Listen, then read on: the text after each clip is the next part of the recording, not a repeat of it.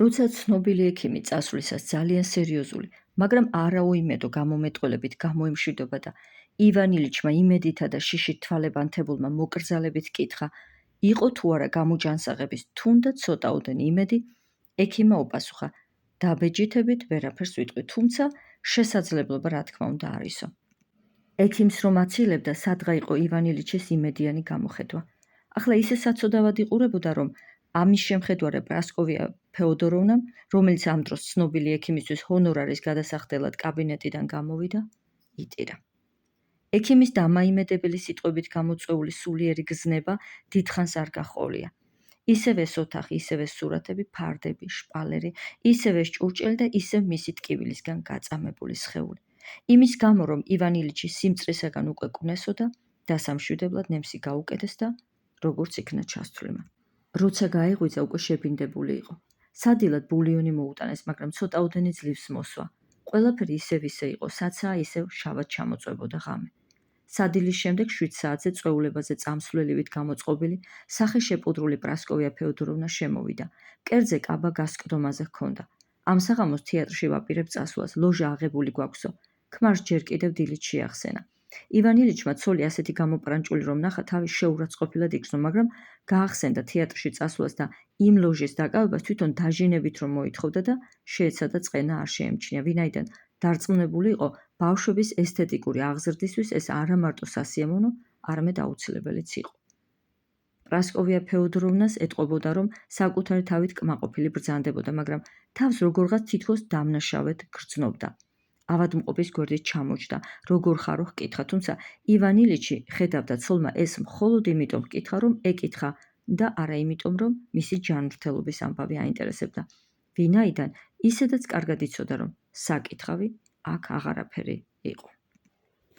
შემოვიდა თუ არა, ლაპარაკი მაშინვე იმაზე დაიწყო, რის თქმაც უნდოდა და რაც აწუხებდა. ამბობდა, რომ თეატრში არავითარ შემთხვევაში არ წავიდო და ლოჟა უკვე დაკავებული რომ არ იყოს. ესეც რომ არა, იქ ელენე, მათი ქალიშვილი ლიზა და პეტრუშევი, მათი ქალიშვილი საქმრო მიდიან და მათი მარტო გაშვება არ უნდა. ამიტომაც იძულებულია მათთან ერთად წავიდეს, თორემ აქ ყოფნესა და ქმრის გვერდით ჯდომას რა სჯობიაო, თქვა პრასკოვია ფეოდოროვნამ. ხო, მართლა, შემოსვლა ფეოდორ პეტროვიჩსაც უნდოდა, ხომ შეიძლება? ლიზასაც დასცინა გასვლამდე. ხო და შემოვიდნენ. შემოვიდა ახალგაზრდა, ჯერ ისევ ნორჩი, შილიფად ჩაცმული, მხრებ მოშიშვლებული ქალიშვილი. მაშინ როცა ივან ილიჩს ასე სტანჯავდა, ასე აწამებდა საკუთარი სხეული, მისი შვილი, მისი ლიზენკა, რომელიც გარდა იმისა, რომ შეყვარებული იყო, ძალიან ბრაზობდა მამის ავადმყოფობის გამო, რაც ხელს უშლიდა მის ბედნიერებას. შემოვიდა ფრაკში გამოწყობილი, თმა დახვეული ფეოდორ პეტროვიჩიც. გრძელ დაძარღულ კისერს დიდი, თეთრგულისპირიანი საყელო უმშვენებს. ეცვა ღონიერ კანჭებზე მჭიდროდ მომდგარი ძალიან ვიწრო, შავი შარვალი. ცალხელზე თეთრი ხელთათმანი ეკეთა. მათთან ერთად შემოიპარა ახალ მუნდირსა და თეთრ ხელთათმანებში გამოწყობილი, თვალებ ჩაშავებული, ამის მიზეზი კარგად იცის ივან ილიჩმა, მისი გიმნაზიელი ბიჭუნა. მამას ეცოდებოდა თავისი პატარა ვაჟიშვილი. მისი შეშინებული, თანაგრძნობით სავსე მზერა გულს სკენს. ასე ჰგონია გარდა გერასიმისა ერთადერთი, ვისაც მისი ესმის და ვისაც ებრალება, ვაჟი, პატარა ვასიაა. ყველანი დასხდნენ და ისევ ჯანმრთელობაზე დაიწყეს ლაპარაკი. ჩამოვარდა სიჩუმე. ლიზამ დედას ბინოკლი მოჰკითხა. სად დადე, სად წაიღე, რა უყავიო და დედაშვილს შორის კამათი დაიწყო. ფეოდორ პეტროვიჩმა ივან ილიჩს კითხა, უნახავს თუ არა სარა ბერნარი. ივან ილიჩმა ჯერ ვერ გაიგო, რას ეკითხებოდა, მერე კი უპასუხა. არა, თქვენ? დიახ, ადრიენ ლეკუვრიერში. სარა ბერნარი რაღაცებში განსაკუთრებულიო, თქვა პრასკოვია ფეოდოროვნამ, რაზეც ქალიშვილი შეეკამათა. ახლა მსახიობის მოხდენილობასა და იმაზე დაიწყეს ლაპარაკი, როგორი გულწრფელი, ნამდვილი და დამაჯერებელია მისი თამაში. შუა საუბარში რომ იყვნენ, ფეოდორ პეტროვიჩმა უცებ ივან ილიჩს შეხედა და გაჩუმდა. სხვებმაც შეხედეს და ისინიც გაჩუმდნენ. ივან ილიჩი თვალებანთებული წინ იყურებოდა, ეტყობოდა, ბრაზობდა. საჭირო იყო როგორმე მდგომარეობიდან გამოეყვანათ, მაგრამ როგორ?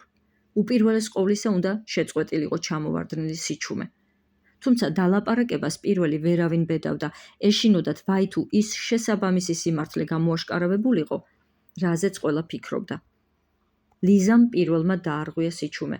უნდოდა დაემალა, არ ეთქვა ის, რაზეც ყველა ფიქრობდა და რაც ყველას გულში იყო, მაგრამ წამოსცდა.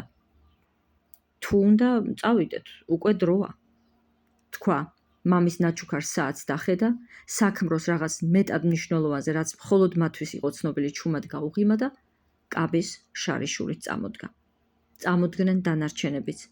ივან ილიჩს გამოემშვიდობდნენ და წავიდნენ. ივან ილიჩს მოეჩვენა, რომ მათი წასვლის შემდეგ თავი თითქოს უკეთესად იგრძნო. აღარ იყო სიცრუე მათთან ერთად წავიდა, მაგრამ დარჩა ტკივილი. ისევ ის ტკივილი, ისევ ის შიში, რომელიც არც უმძიმებდა მდგომარეობას და არც უიოლებდა. და მაინც ყველაფერი ძალიან ცუდად იყო. წუთი წუთს მისდევდა, საათი საათს, მაგრამ შეცვლით არაფერი იცვლებოდა. ბოლო ისევ არ უჩანდა. იყო ისევ ის შემაძრწუნებელი, ისევ ის გარდაუვალი დასასრული. გამოგზავნეთ გერასიმი, უთხრა ივან ილიჩმა პეტრეს.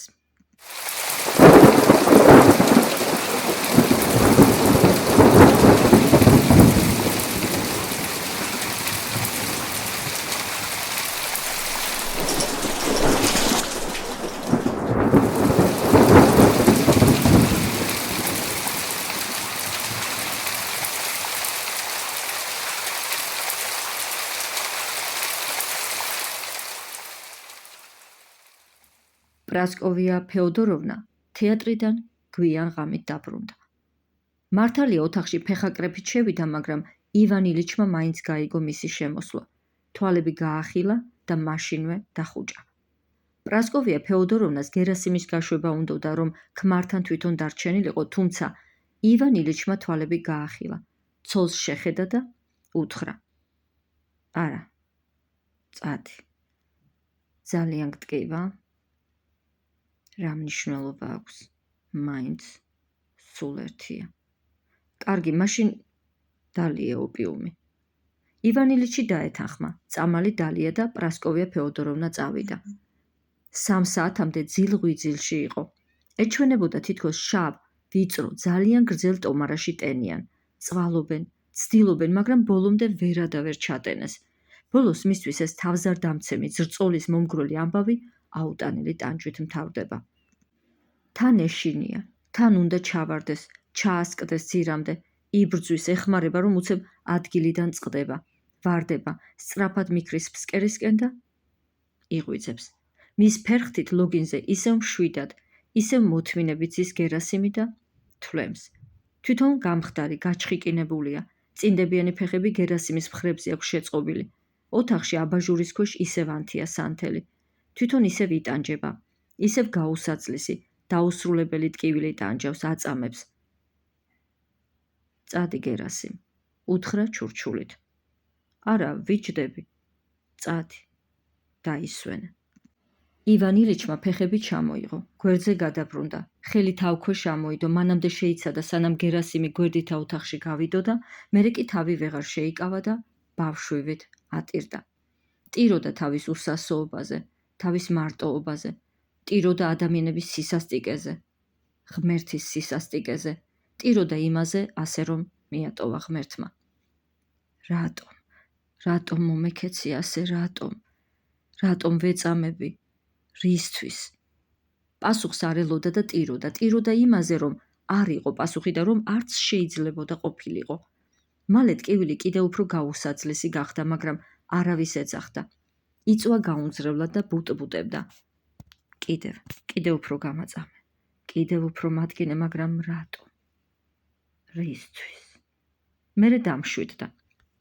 არა მარტო ტირილი, სუნთქვაც კი შეწყვიტა და სმენად იქცა. თითქოს სიტყვებს ხმიერ ლაპარაკს კი არა, გულის ხმას უსმენდა გულიდან წამოსული აზრების მსვლელობას. მაინც რა გინდა?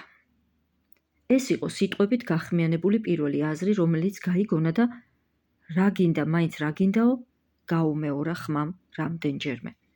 და ივან ილიჩი ისევ სმენად იქცა, ისე იყო დაძაბული, უკვე ტკივილსაც აღარ გრძნობდა. იცოცხლო? მაინც როგორ? ჰკითხა იმავე ხმამ. მინდა ვიცხოვრო ისე, როგორც ცხოვრობდი, კარგად, ბედნიერად. როგორ კარგად და ბედნიერად? ჰკითხა მან ისევ და ივან ილიჩმა გონებაში თავისი კარგი ბედნიერი ცხოვრებიდან ყველაზე საუკეთესო წუთების გახსენება დაიწყო, მაგრამ უცნაური ის იყო, რომ იმ ბედნიერი ცხოვრების საუკეთესო წუთები ბავშვობის პირველი მოგონების გარდა ახლა ისეთი ბედნიერი სულაც აღარ ეჩვენა, როგორიც უწინ.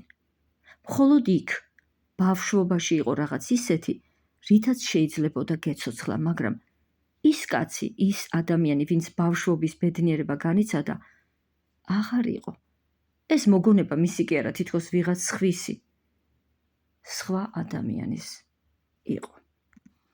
როცა იწყებოდა ის, რამაც წარმოშვა ის ადამიანი, ის ვინც ახლანდელი ივან ილიჩია, ყველაფერი, რაც მაშინ ასეთი სასიხარულო ეჩვენებოდა, ახლა მის თვალწინ ქრებოდა, არარაობად იქცეოდა, ხშირად სისაძაგლედაც კი. რაც უფრო შორდებოდა ბავშვობას, რაც უფრო უახლოვდებოდა დღევანდელობას, მით უფრო საეჭვო და დაუჯერებელი იყო მისთვის, რომ კიდევ იქნებოდა რაიმე ისეთი, რაც მის გულს სიხარულს მოჰქვრიდა. მისი ასეთი განწყობა სამართალმცოდნეობის სასწავლებლის გახსენებიდან დაიწყო. თავიდან იქ ჯერ კიდევ იყო რაღაც კარგი, სიხარული, მეგობრობა, იმედი, მაგრამ ზედა კლასებში ვითარება თანდათან შეიცვალა. უკვე ნაკლებად იგრძნობოდა სილაღე, სიხარული, აღარ იყო სიამოვნების მომგვრელი წუთები. მერე პირველი სამსახური გუბერნატორთან და ისევ გაჩნდა ბედნიერების წუთები. ეს იყო ქალის სიყვარული, იმ სიყვარულის გახსენება. მერე ყველაფერი აირია, კარგი იშვიათად აქა-იქ თუ გაკრთებოდა, ხოლო რაც დრო გადიოდა, სულ უფრო იშვიათად და იშვიათად. მერე ცოლის შერთვა, ისე შემთხვევით, იმედგაცრუება, ცოლის პირიდან ამოსული სუნი, გრძნობელობა, ფარისევლობა, მკვდარი, სულგაცლილი, უინტერესო სამსახური და გამუდმებული წუხილი ფულზე. ასე გაიარა ერთმა, ორმა, 10-მა, 20 წელმა, მაგრამ არათუ შეცვლილა რამე, რაც დრო გადიოდა, ცხოვრება სულ უფრო უინტერესო, სულ უფრო მოსაწყენი ხდებოდა. შვიდად მივაბიჯებდი მთის ძირას. მაგრამ ასე მეგონა, თითქოს ზევით მთაზე ავდიოდი. დიახ, ასე იყო. რამდენადაც საზოგადოების აზრით მთაზე სულ ზევით და ზევით ავდიოდი, იმდენად სულ უფრო სწრაფად ქრებოდა, სწრაფად იფერფლებოდა სიცოცხლე და აი, უკვე მთაზე ვარ. მოვკვდი. მაინც რა არის ეს? რატო? არა, ეს შეუძლებელია. არ შეიძლება ასეთი უაზრო, ასეთი უხამსი იყოს ცხოვრება და თუ ის მართლაც ასეთი უაზრო და უხამსია, მაშინ ასე რატომ უნდა ვიტანჯებოდ? რატომ უნდა ვკვდებოდე ასეთი წამებით? არ არის რაღაც ისე. იქნებ ისე არ ვიცხოვრე, როგორც უნდა მეცხოვრა. ახლა ამ აზრმა გაუელვა გონებაში. ხო, მაგრამ ისე როგორ არა, როცა ყველაფერს ისე ვაკეთებდი, როგორც საჭირო იყო. ეკითხებოდა საკუთარ თავს, თუმცა უმალ თავიდან იშორებდა სიცოცხლისა და სიკვდილის ამოცანის ამ ერთადერთ ახსნას, როგორც სრულიად წარმოუდგენელს. ახლა რა გინდა? სიცოცხლე? ისეთი სიცოცხლე, როგორი ცხოვრებითაც სასამართლოში ცხოვრობდი? ისეთი სასამართლო მოდის, ბოქაული რომ გამოაცხადებდა? სასამართლო მოდის. სასამართლო მოდის, გაიმეორა ივან ილიჩმა გუნებაში, აი, ესეც შენი სასამართლო. ხო, მაგრამ მე ხომ დამნაშავე არ ვარ, წამოიძახა ღვარძლიანად. მაშ რატომ? რისთვის? რატომ? მერე შეწყვიტა ტირილი, კედლისკენ გადაბრუნდა და რატომ, რისთვის მთელი ეს საშინელებაო? ისევ მოეძალა ფიქრი. რამდენსაც არ ფიქრობდა, პასუხს მაინც ვერა და ვერ პოულობდა. როცა მის გონებაში, როგორც ეს ხშირად ხდება ხოლმე, გაკრთებოდა აზრი, რომ ეს ყველაფერი იმიტომ ხდება, რომ მე, ივან ილიჩმა, ისე არ ვიცხოვრე, როგორც საჭირო იყო, გაახსენდებოდა მთელი სიცოცხლე, როგორ წესიერად, როგორ პატიოსნად იცხოვრა და იმ წამსვე იმ უცნაურ აზრს თავიდან იშორებდა. გაიარა კიდევ ორმა კვირამ. იმის გამო, რომ საწოლში წოლა არ უნდოდა, ახლა დივანზე იწვა. იწვა ყოველთვის კედლისკენ პირ შებრუნებული და მარტო იტანჯებოდა ამ გაუგებარი სატანჯველით. მარტო ფიქრობდა ამ ამოუხსნელ საფიქრალს. რა არის ეს? ნუ თუ მართლა სიკვდილია. ეკითხებოდა თავის თავს და დიახ, სიკვდილიაო, პასუხობდა შინაგანი ხმა. ხო, მაგრამ რატომ? რატომ ვიტანჯები ასე? ახლა ამას კითხავდა და ისე არაფრისთვის უპასუხებდა იგივე ხმა. მერე რა იქნება? მერე აღარაფერი. თავიდან, როცა ეს ესაა ავადმყოფობა ეწყებოდა, როცა პირველად წავიდა ექიმთან, მის ცხოვრებას ორი ურთიერთსაწინააღმდეგო, ურთიერთმონაცვლე განწყობა ყოფდა. ერთ მხარეს იყო სასოწარკვეთილება, გაუგებარი, შემაძრწუნებელი სიკვდილის მოლოდინი, მეორე მხარეს გაზრდილი ინტერესი საკუთარი სხეულის ქმედებაზე, თვალწინ ხან მოგზაური თირკმელი ედგა, ხან ბრმა ნაწლავი, რომელმაც დროებით უარი თქვა თავის მოვალეობაზე და ხანაც გაუგებარი, თავზარდამცემი სიკვდილი, რომლისგანაც ვერაფრით გათავისუფლდებოდა. ეს ორი განწყობა ავადმყოფობის პირველი დღეებიდან ენაცვლებოდა ერთმანეთს. მაგრამ რაც უფრო მძიმდებოდა, რაც უფრო შორს მიდიოდა ავადმყოფობა, მით მეტად საეჭვო და დაუჯერებელი ხდებოდა მოსაზრება თირკმლის მდგომარეობის შესახებ, ხოლო უფრო რეალური კარს მომდგარი სიკვდილის გაცნობიერება. საკმარისია გაეფიქრა რა იყო 3 თვის წინ და რა არის ახლაო, რომ გაახსენდებოდა როგორ მიაბიჯებდა მთისძირას მძიმე, თანაზომიერი ნაბიჯებით, რათა საბოლოოდ გადასწუროდა დაიმედების იოტის ოდენა შესაძლებლობაც კი. ბოლო დროს, რაც დივნის ზურგისკენ პირშებრუნებული იწვა, ისეთ საშინელ მარტოობას განიცდიდა, ისეთ გაუსაძლის მარტოობას ამ ხალხმრავალ ქალაქსა თუ მრავალრიცხოვან ნაცნობ მეგობრებსა და ოჯახის წევრებს შორის, რომ უარესად თავს ზღვის უძირო ფსკერზეც კი არ იგრძნობდა. ივან ილიჩი ახლა მხოლოდ წარსულის გახსენებით ცხოვრობდა. ერთმანეთის მიყოლებით წარმოუდგებოდა გარდასულ დღეთა სურათები. დაიწყებდა უახლოესი დროით, მივიდოდა შორეულ ბავშვობამდე და გაჩერდებოდა.